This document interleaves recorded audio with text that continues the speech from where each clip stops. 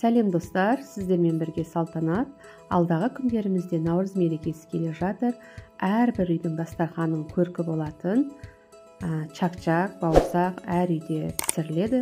Соның үшін бүгін біз сіздермен бірге чак-чак дайындайтын боламыз. Бізге керегі ыдысымызға 4 жұмыртқаны аламыз. 4 жұмыртқаның ағын алып, миксердің көмегімен көпіртіп алатын боламыз.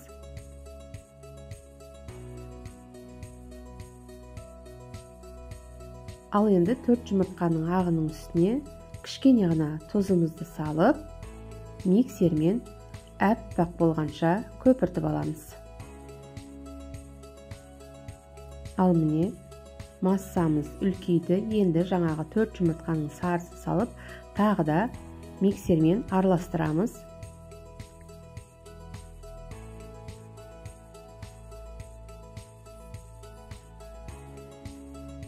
Ал енді ұнымызды елекке салып, кішкене жарты қасық қопсытқышымызды салып, електен өткізіп, ұнымызды араластырамыз. Тағы да ұнымызды електен өткізіп,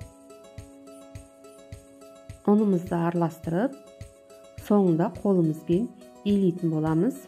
Жұмсақ қамыр болады.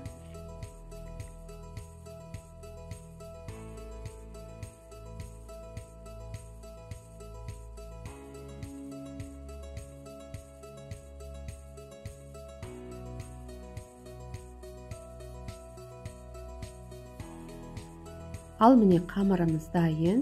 Қамырымызды пакетке салып 20 минутқа тындыратын боламыз. Ал енді қант пен сиропын дайындайтын боламыз. 200 грамм қантымызға 150 грамм суымызды құйып, отқа қойып, қайнатып аламыз. Араластырып тұрамыз қант ерігенше.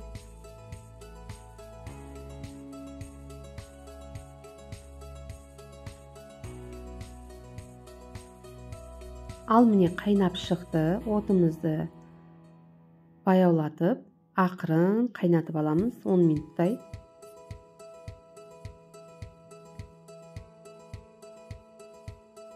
Арадан уақытымыз өтті. Міне сиропымыз кішкене қоюласты. Енді өшіреміз.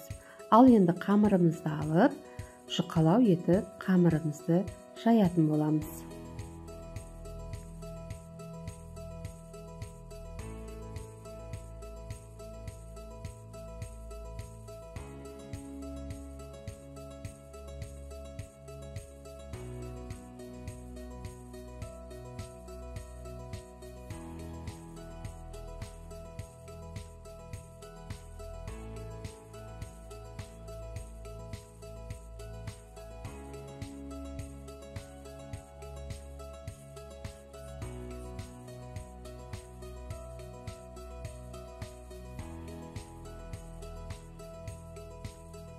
Ал міне қамырымызды жайып болдық. Дәл осындай жұқалықты етіп жайып аласыздар.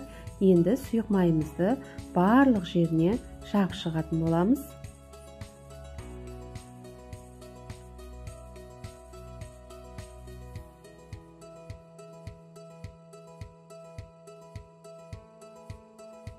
Сұйық майымызды жағып болдық. Енді қамырды дәл осындай бір-біріне жабыстырамыз. Біріктіріп шығамыз бір-біріне. Дұрыстайтын жерлерін дұрыстап.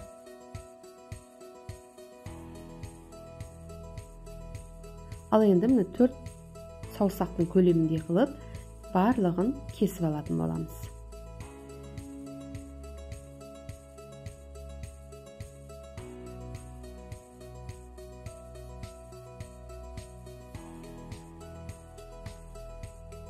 Ал міне барлығын кесіп алдық. Енді жаңа кесілген қамырларымызды 1 сантиметр етіп, тағы да дәл видеодағыдай етіп кесіп аламыз барлығын.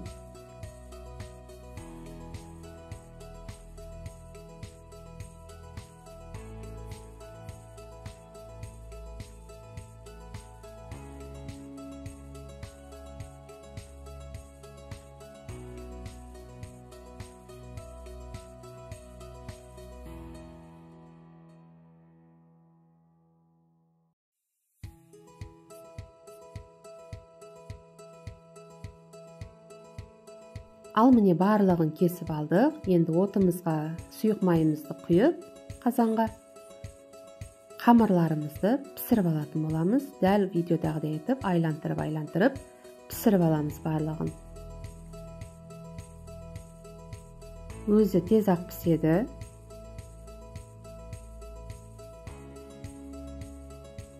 Он 15 минутта пісіріп алатын боласыздар.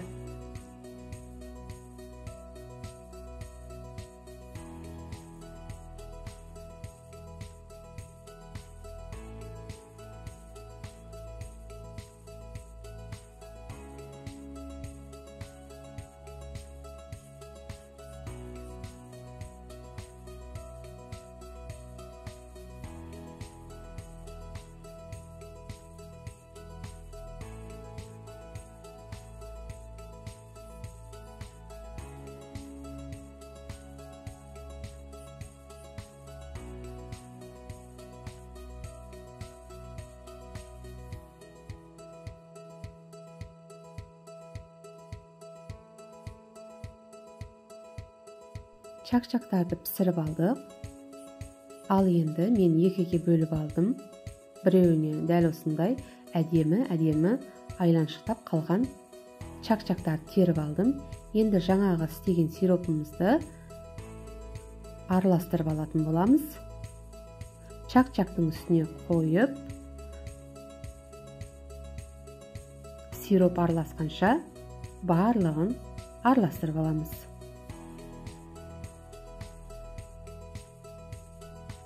Ал мен мынандай ыдысқа жаңағы сироп араласқан чакчактарды салып шықтым.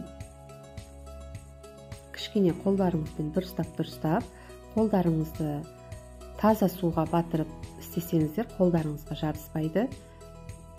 Өздеріңіз жұмыс жасауға жақсы болады.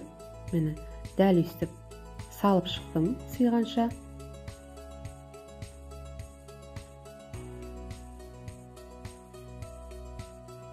Енді жаңағы әдемі алып қойған чакчактарымызды сиропқа батырып, дәл видеодағыдай етіп айландырып барлық жеріне қойып шығатын боламыз.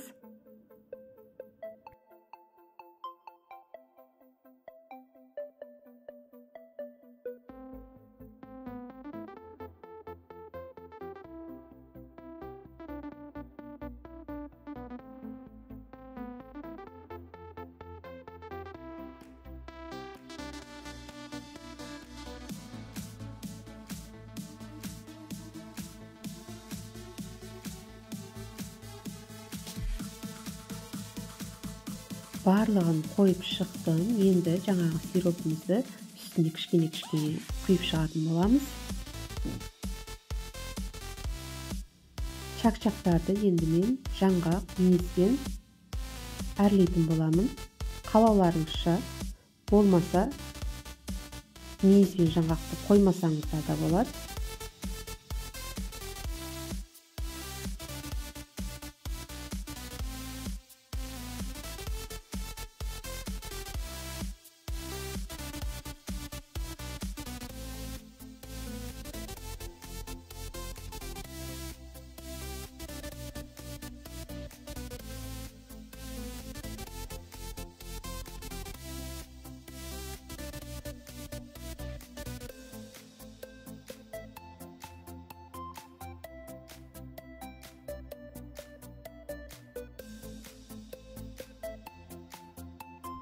Ал міне чакчактарымыз дайын болды. Өте дәмді, керемет көрінісінде видео жасап көріңіздер. Менімен бірге видеоның соңына дейін қарағандарыңыз үшін рахмет. Баршаңызға ас болсын.